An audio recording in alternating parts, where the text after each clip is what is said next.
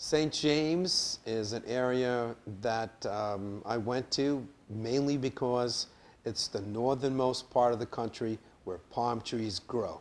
I mean, how bad could it be? I mean, the whole area is steeped in history. From pirates to blockade runners to the Civil War. It's a really exciting area. And I've been living there for 11 years now. And you can do anything you want. I mean, the lifestyles are for first-time home buyers, second home buyers, vacation homes, retirees. If you have hobbies like golfing, I mean, it's golfers heaven. There's 4.5 golf courses, a fully functional marina. We have an oceanfront beach club with showers and bathrooms.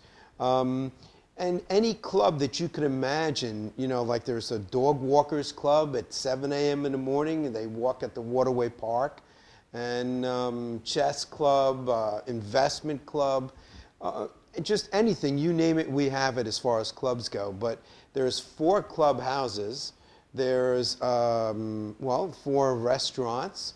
You have the marina with a tiki bar, that's fun to be in during the summer, you know. But almost 10 months out of the year, you have air conditioning weather.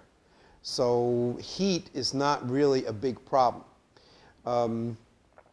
You'll find that the houses there range from $250,000 on up to multi-million-dollar homes. The average is about, I'd say, between $400,000 and $500,000. There's some great opportunities right now. It's really the bottom of the market. And the interest rates are still low. It's a fantastic time to buy. And St. James is the place to be if you want security, especially for your investment. It happens to be a gated community. And it's got something for everyone.